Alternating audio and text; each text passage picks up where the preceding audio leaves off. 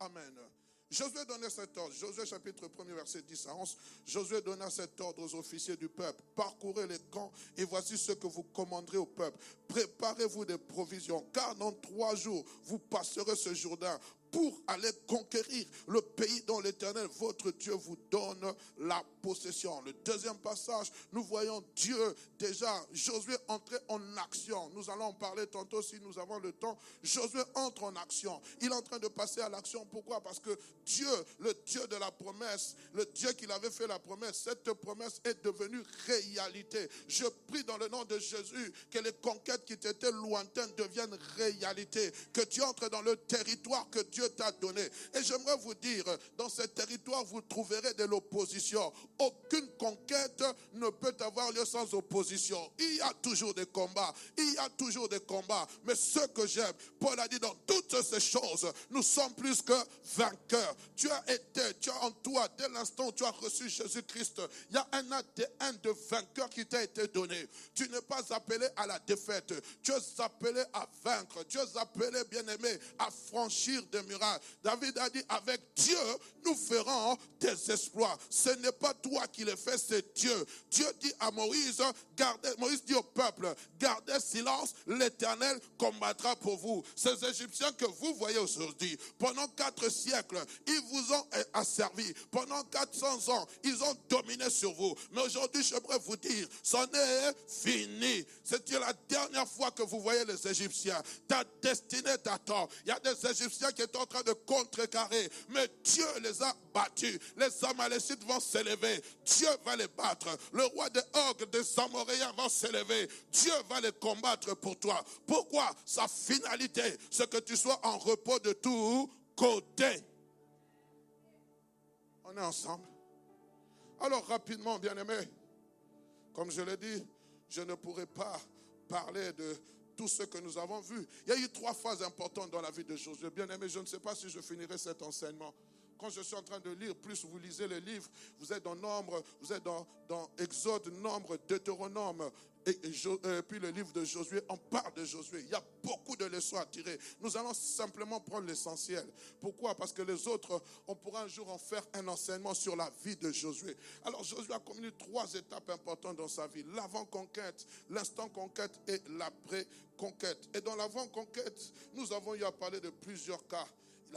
Le dimanche passé, on a mis l'accent, bien aimé, sur une chose, son sens de communion, de prière avec Dieu. Et l'Esprit de Dieu est descendu, il a manifesté sa grâce.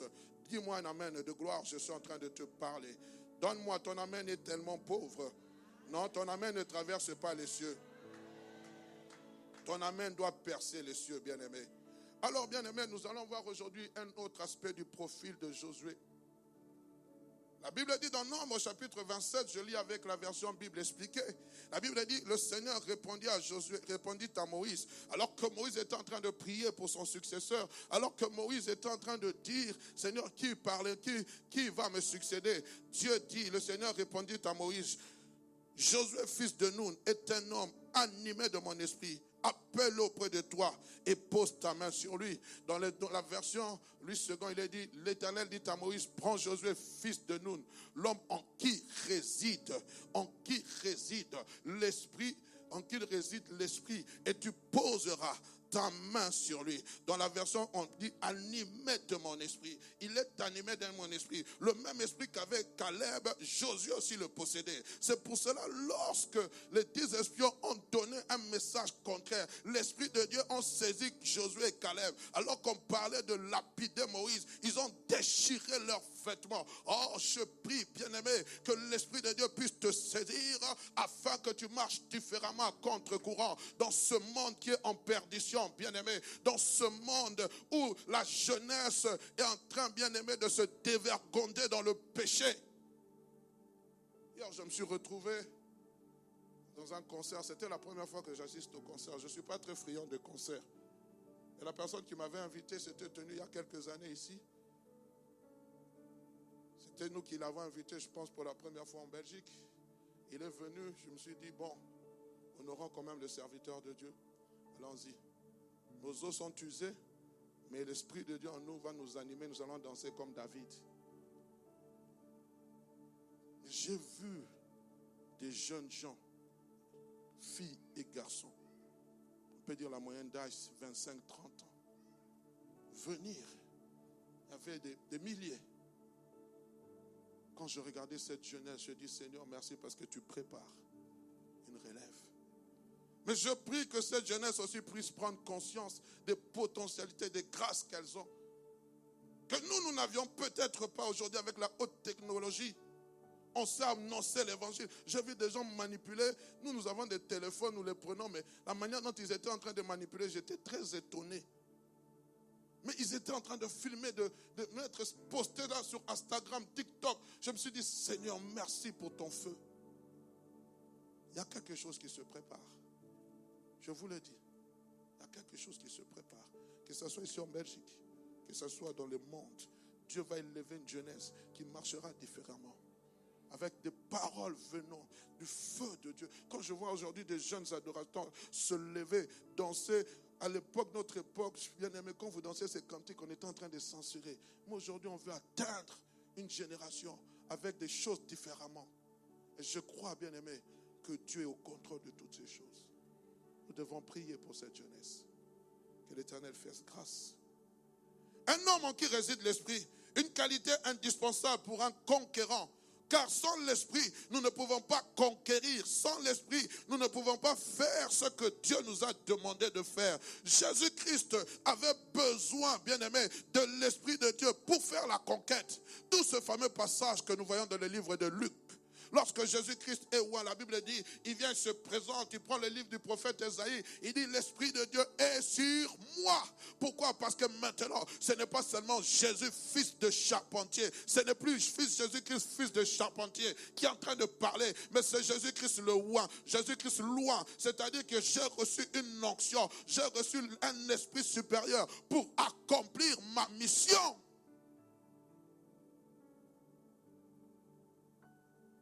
Le Jésus-Christ d'avant la conquête était différemment de Jésus-Christ pendant la conquête. Avant la conquête, à l'âge de 12 ans, il est allé au temple, il a parlé. Les gens étaient étonnés de la manière dont il parlait. Mais après la conquête, il a pris le livre du prophète Ésaïe. Mais la Bible dit, tout le monde, après avoir lu, tout le monde avait le regard fixé sur lui. On s'est posé la question. N'est-ce pas là le fils de Joseph le charpentier? On a voulu le dégrader. Mais non, puisque l'esprit de Dieu que Dieu lui avait donné était un esprit supérieur. Sa renommée s'est accrue. Ce n'est pas ton background qui va empêcher à Dieu de t'utiliser. Ce n'est pas ta lacune dans le français. Ce n'est pas ton manque de connaissances géographiques qui va empêcher. Même dans les faiblesses, Dieu peut t'utiliser pour ressusciter un mort. Même dans tes lacunes, Dieu peut t'utiliser pour convertir un président. Parce que la Bible dit, vous savez comment Dieu a oint du Saint-Esprit et de force Jésus-Christ de Nazareth, qui allait de lieu en lieu, faisant du bien. Il ne faisait pas du mal. L'Esprit de Dieu en nous, c'est pour faire du bien. L'Esprit de Dieu en toi, c'est pour bénir ton frère qui te fait du mal. L'Esprit de Dieu en toi, c'est pour bénir ta sœur qui te fait du mal. L'Esprit de Dieu en toi, c'est pour bénir celui qui te maudit. C'est pour cela que je suis contre ces prières. Vous êtes en train d'attaquer parce qu'on a dit que ton oncle est sorcier. L'esprit d'amour, l'esprit de vérité, pas l'esprit de haine, l'esprit de pardon. La vie des disciples, bien-aimés, était définie par leur communion avec l'esprit de Dieu qui s'est répandu le jour de la Pentecôte. La qualité d'un conquérant se définit, bien aimé, par l'attente de la visitation de l'Esprit de Dieu. Car l'Esprit de Dieu nous amène dans des endroits où notre esprit, petit E, ne peut atteindre. On est ensemble. Pendant que je préparais ce message, le Seigneur m'a demandé d'insister dessus. Je ne sais pas si nous allons rester seulement dessus. Oh oui, je peux avoir écrit beaucoup de choses, mais si l'Esprit de Dieu nous demande de rester là, je vais obéir à la voix de l'Esprit. Je n'irai ni à gauche ni à droite. Tu as besoin de l'Esprit, ma soeur. Tu as besoin de l'Esprit, mon frère. Pour conquérir, tu as besoin d'être revêtu de la puissance d'en haut. Nous avons besoin. Oh Jésus. Bien aimé, j'aimerais m'expliquer. Vous m'avez amené 2, mais bon, je ne sais pas pourquoi vous m'avez amené 2. Ça ne va pas tenir parce que c'est de l'eau chaude. Ça, c'est ma tasse de thé qui vient de la maison, ça doit rentrer. Excusez-moi. J'ai demandé, s'il vous plaît, là, venez, s'il vous plaît. J'aimerais que vous puissiez comprendre. J'aimerais que ça passe en live. Viens, mon frère Moïse.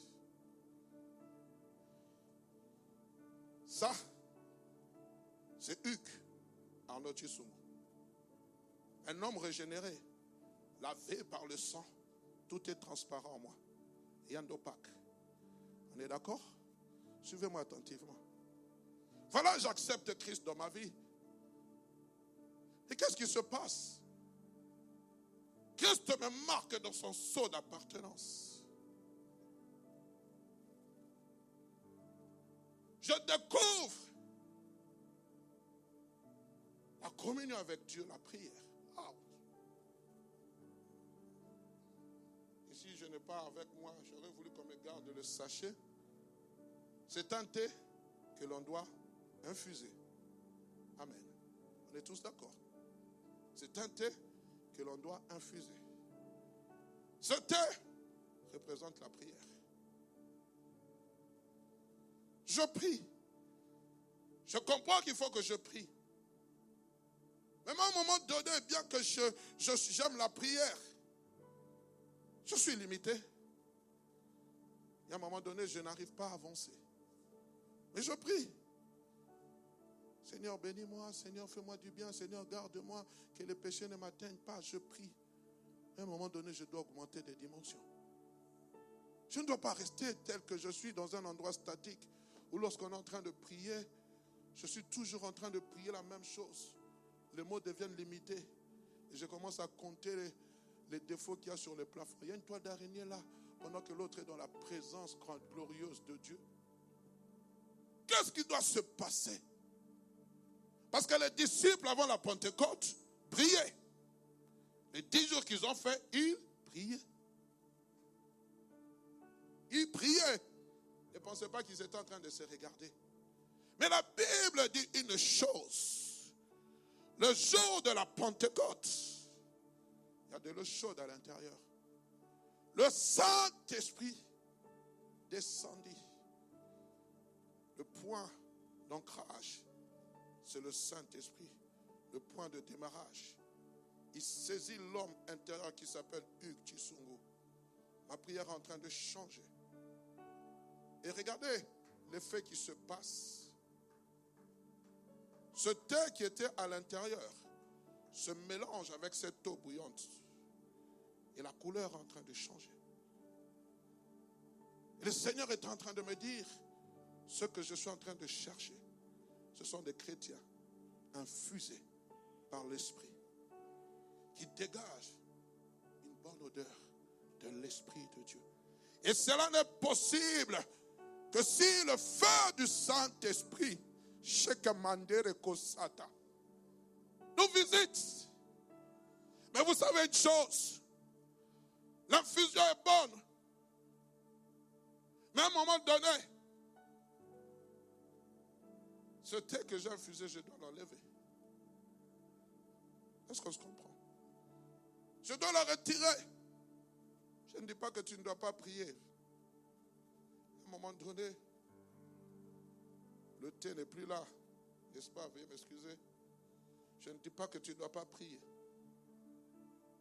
Mais puisque j'ai été infusé avec le Saint-Esprit, ma qualité de vie change. La vie de l'Esprit, bien-aimé, ce n'est pas simplement une vie de prière. Et le Seigneur est en train de me faire comprendre cela. On dit, prends Josué, mon serviteur, en qui réside mon esprit. C'est-à-dire qu'il a été tellement infusé par l'Esprit de Dieu que l'Esprit de Dieu est venu rester en lui. La vie de l'Esprit, ce n'est pas le parler en langue. La vie de l'Esprit, ce n'est pas chasser les démons.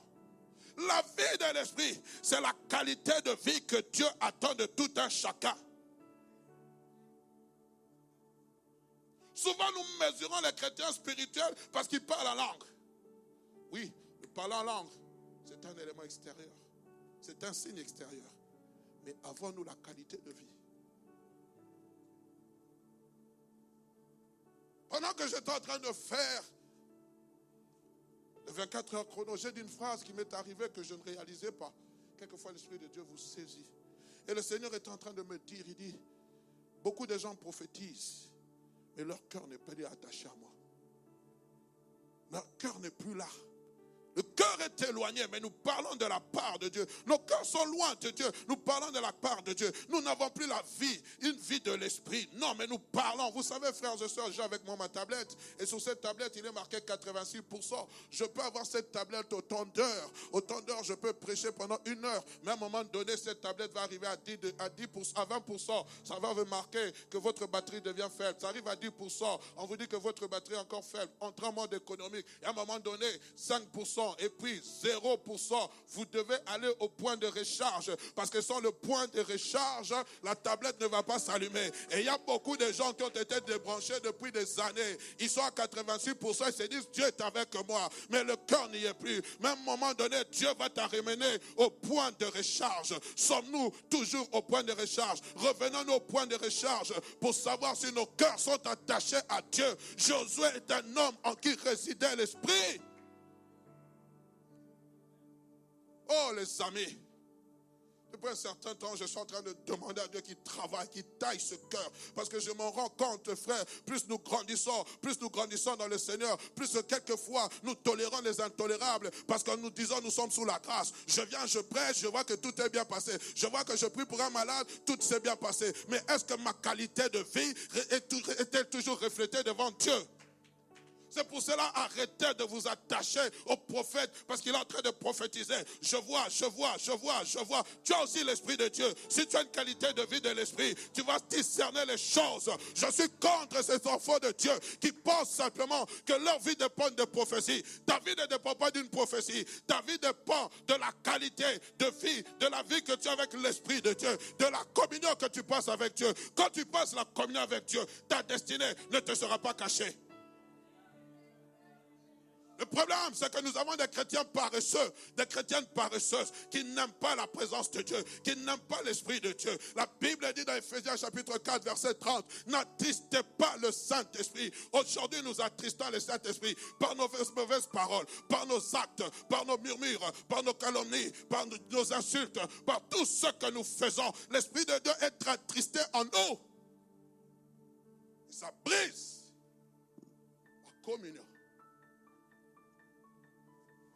Souvent, on ne voit que le péché comme l'impudicité.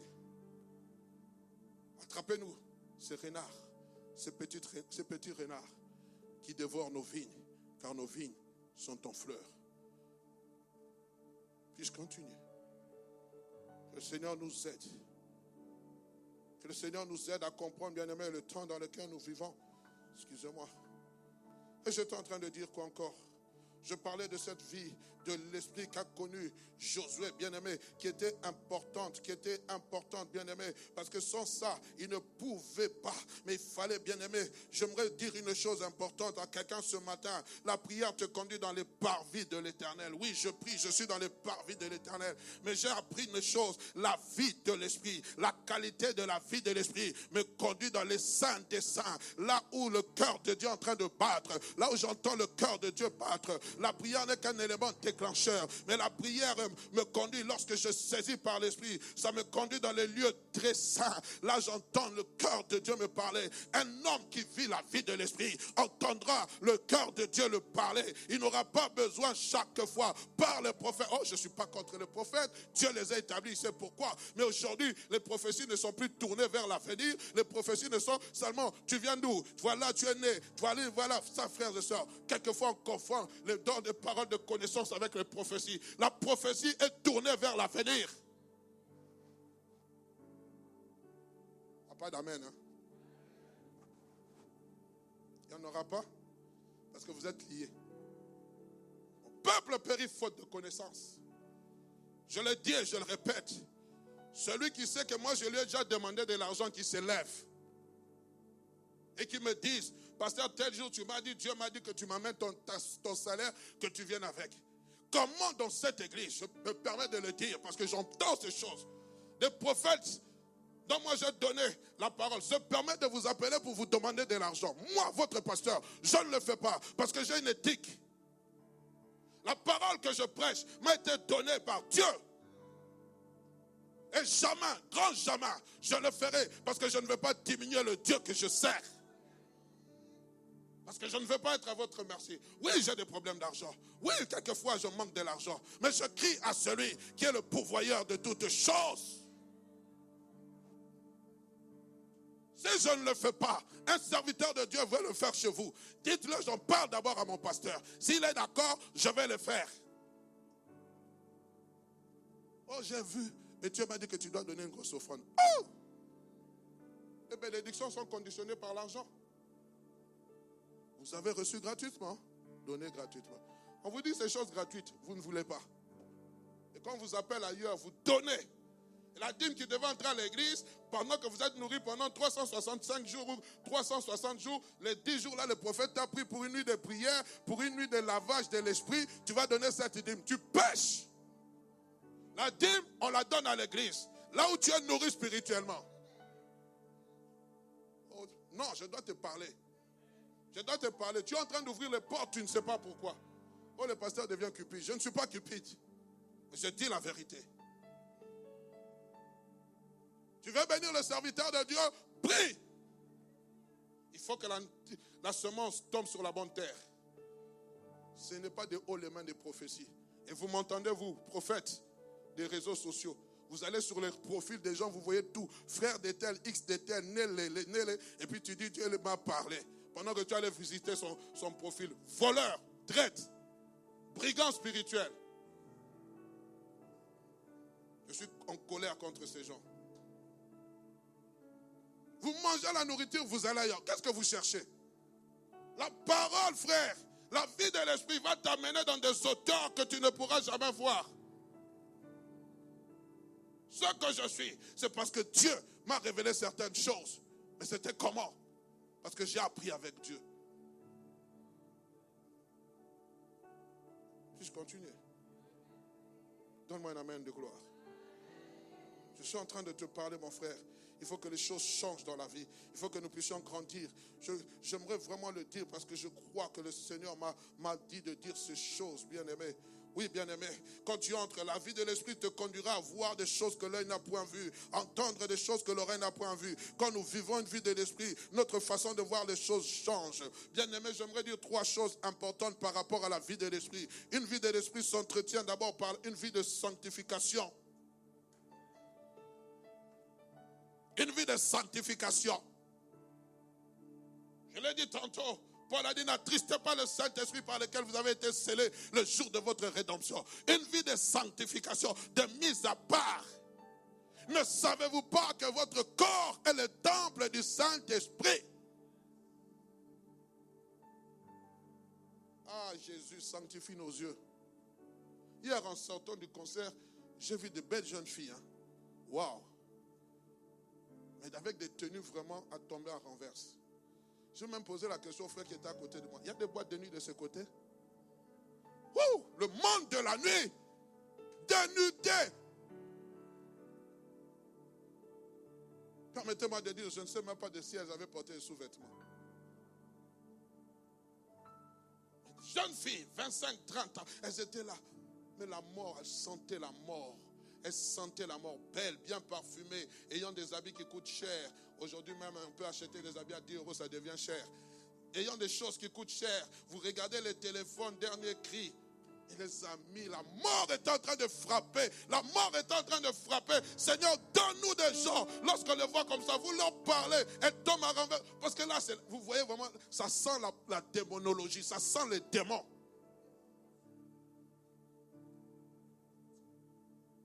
J'ai dit, ça fait longtemps que je suis sorti un samedi. Je vois, ça fait longtemps que j'ai vu ces choses. Je pensais que ces choses étaient seulement sur les réseaux sociaux. Et elles étaient fières, hein. Comment tu as pu quitter chez toi? C'était avec un maillot de bain. C'était un maillot de bain, les amis. C'était un maillot de bain, mais on avait dessiné ça en soirée. Vous voyez ça sur la télé, vous voyez les stars, entre guillemets, les porter. Mais vous ne savez pas que ce sont des gens, des suppôts de Satan, qui sont en train d'amener un esprit de séduction. Bien aimé, dans la mode, tout n'est pas à prendre. Tout n'est pas à prendre. Tout n'est pas à prendre. Je l'ai dit à tout le monde. Tout m'est permis. Tout m'est permis. Mais je me laisserai asservir par rien. Un jour, je vis un beau pantalon. Ayant la marque d'un grand couturier. J'ai voulu l'acheter. Et quand j'ai vu seulement le signe du serpent, j'ai dit, non. Je ne peux pas porter ça. Mais c'était derrière, je pouvais porter une chemise. J'ai dit non. Je ne suis pas là pour véhiculer des messages cachés. La vie de l'esprit s'entretient par une vie d'autodiscipline. C'est une température ambiante. J'aime beaucoup Lévitique chapitre 6 verset 5. Dieu parle à Moïse, il dit, le sacrificateur, chaque matin le sacrificateur, il brûlera de l'encens chaque matin. Autodiscipline dans nos vies, frères et sœurs. La vie de l'esprit s'entretient par une lecture assidue de la parole de Dieu. Entretenez-vous par des psaumes, des hymnes. Nous sommes toujours en train de critiquer. Même là, quand je suis en train de prêcher, après vous allez critiquer. Et vos flèches là, sans effet. Dieu m'a changé dans ces choses. Vous pouvez venir me dire, tel a dit ça sur moi, c'est fini ces choses. L'homme intérieur doit mourir. Il faut que l'homme nouveau...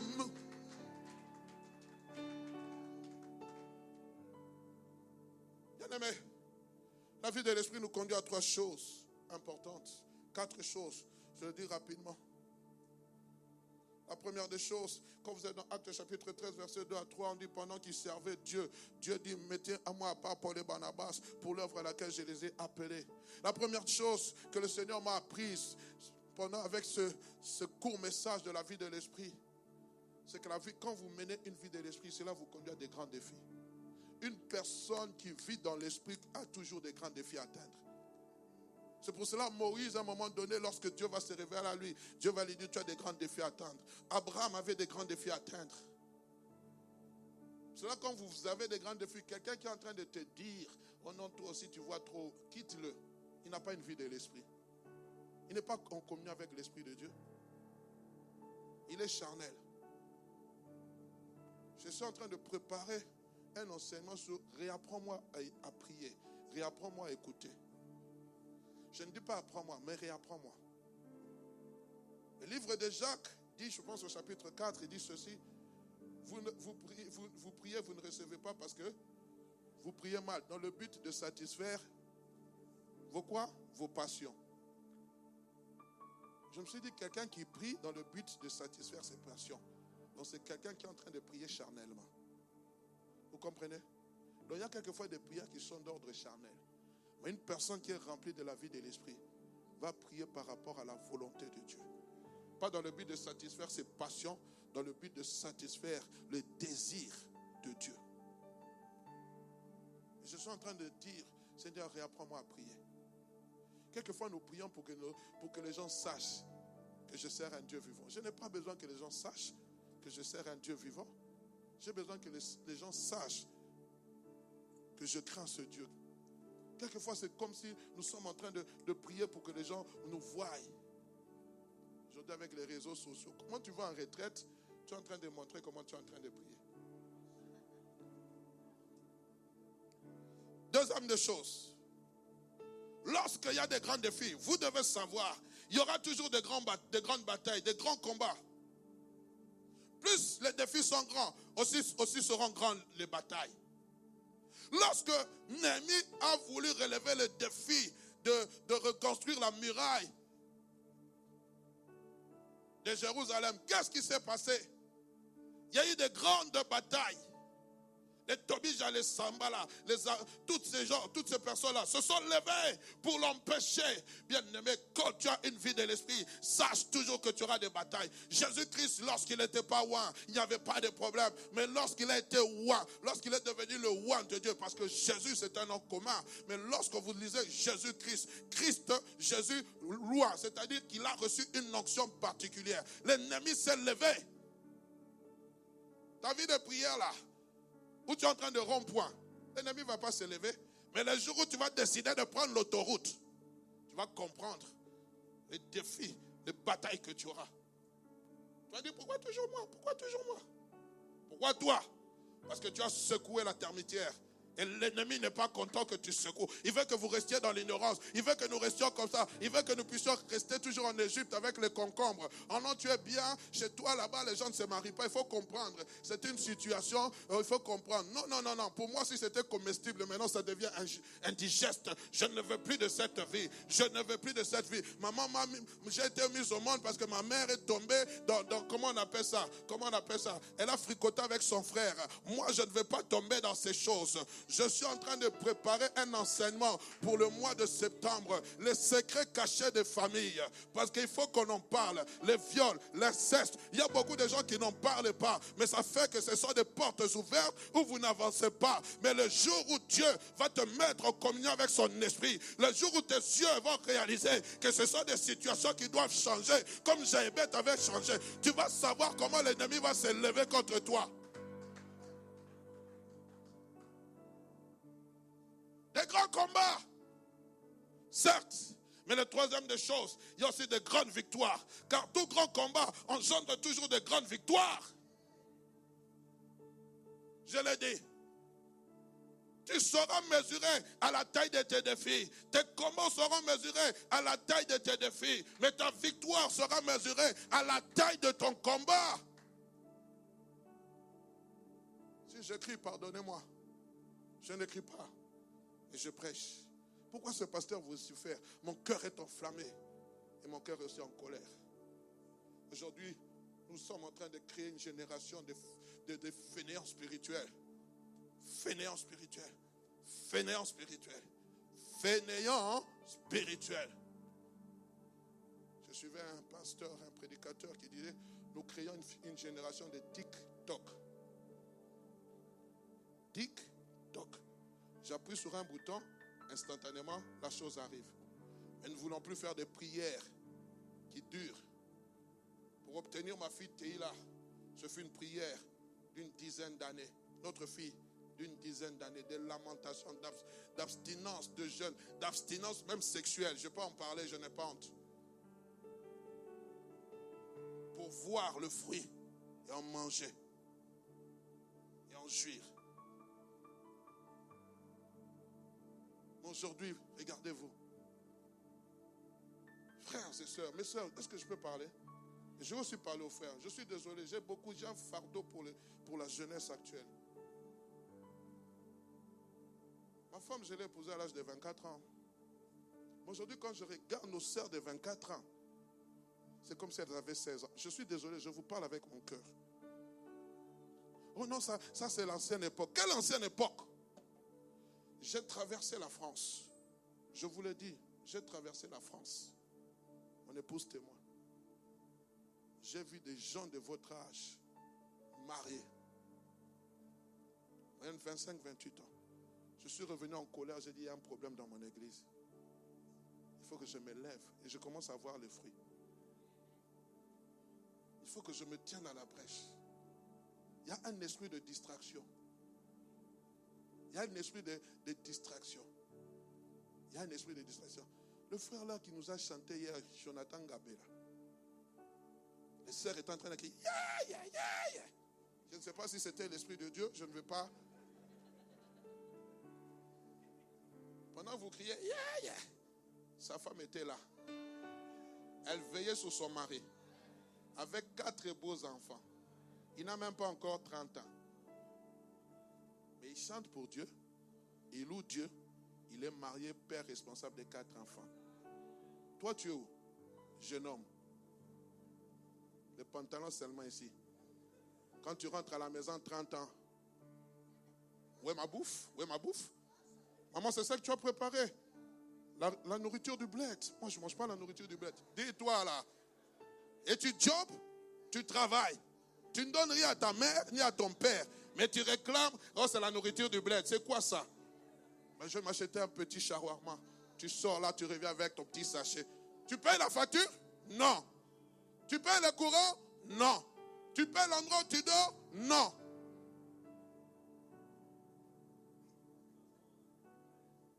Réveille-toi.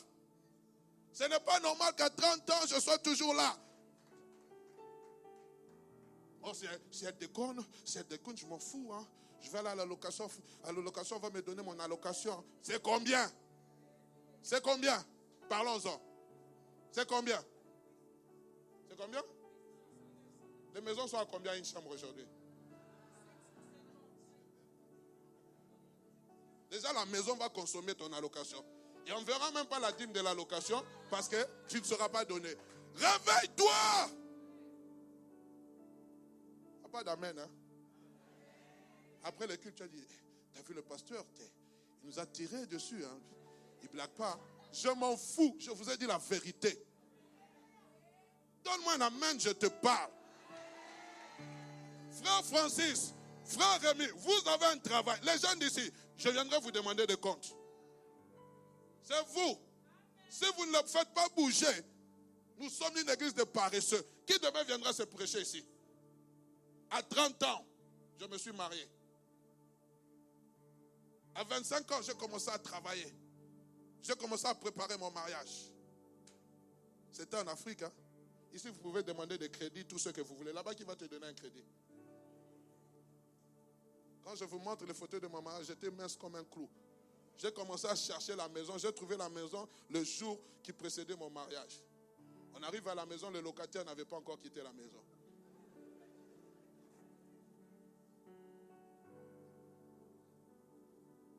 Toi, tu es ici, tu as tout. Tu peux travailler, faire un petit job, mettre de l'argent de côté. Tes parents t'ont dit, bon, le jour tu pourras, tu peux même déjà économiser pour acheter une maison. Tu vas seulement sur Internet, tchaka tchaka, sneakers, tchaka tchaka tchaka, tchika tchaka tchaka tchaka.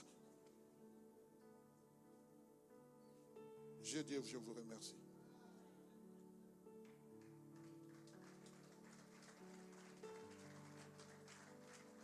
Les grandes victoires, bien-aimés, nous conduisent à des grandes révélations. Car toute victoire nous conduit toujours au sommet des révélations de celui qu'on sert. Je ne dis pas les révélations comme aujourd'hui, j'ai une révélation de Dieu, mais non, je parle de la révélation du Dieu qu'on sert. Regardez Moïse, bien-aimé. Moïse doit sacrifier, c'est plutôt d'abord, on commence par Abraham. Abraham doit sacrifier son fils, Genèse chapitre 22. C'est un combat, bien-aimé, c'est une bataille. Il pouvait refuser. Il arrive là, il est en train de combattre, il combat, il monte à la montagne. Dieu lui dit, arrête, ne sacrifie pas ton fils parce que je vois maintenant que tu m'obéis. Qu'est-ce qui se passe? Il voit là, il y a un bélier qui est accroché. Il va donner à ce Dieu-là, le Dieu pourvoyeur. Je vais agirer. Quelle révélation! Tout grand combat, bien-aimé, nous amène des grandes victoires, mais aussi à des grandes révélations. Couple Antonio, vous avez eu des combats avec votre fille. Quelle révélation avez-vous eu de ce Dieu-là? C'est un combat. Si aujourd'hui vous abandonnez le Seigneur, alors vous n'avez pas connu la révélation de ce Dieu qui a guéri votre fille.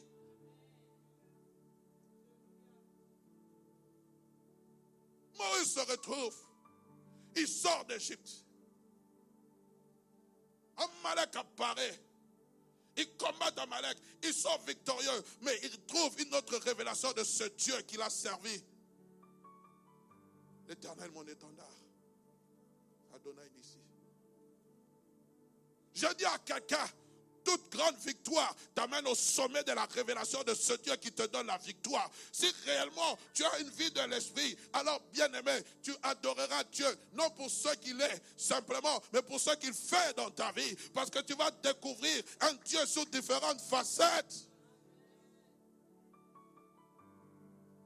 C'est là où je vais en venir, bien aimé. Conquérant, sans vie de l'esprit, nous passons à côté de ce que Dieu veut de nous. On peut sortir, on peut parler, on peut dire tout ce qu'on veut. Mais si on n'a pas une communion, on ne saura pas transmettre la révélation de ce Dieu-là. Il y a quelques jours, j'ai rencontré 2 femmes que j'avais vues la semaine dernière devant un supermarché avec un présentoir, les TJ. En d'autres termes, les témoins de Jéhovah. Des personnes âgées, 60, 70 ans.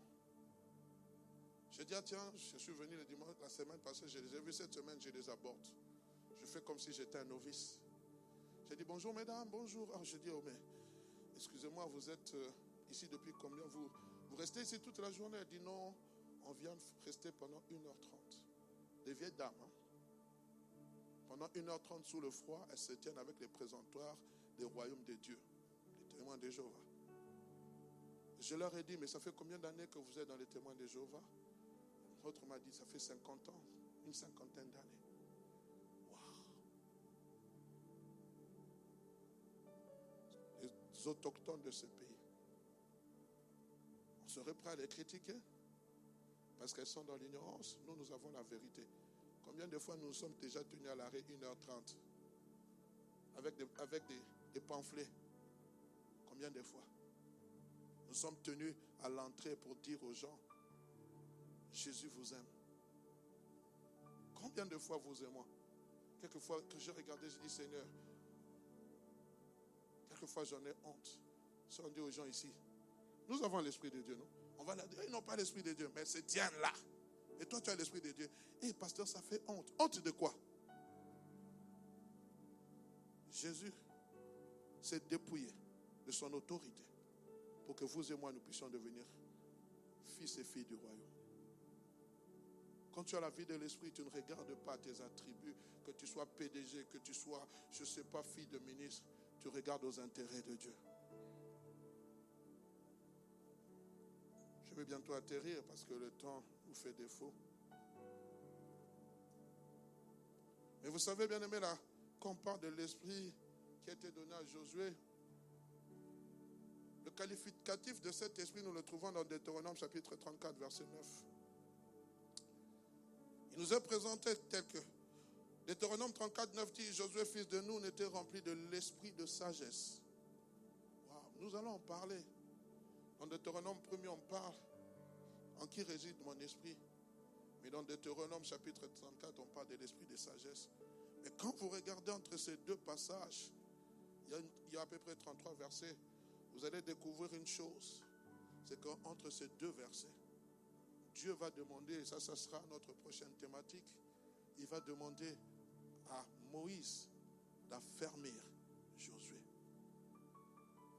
C'est-à-dire qu'on peut avoir l'Esprit de Dieu, mais il faut grandir dans ces choses.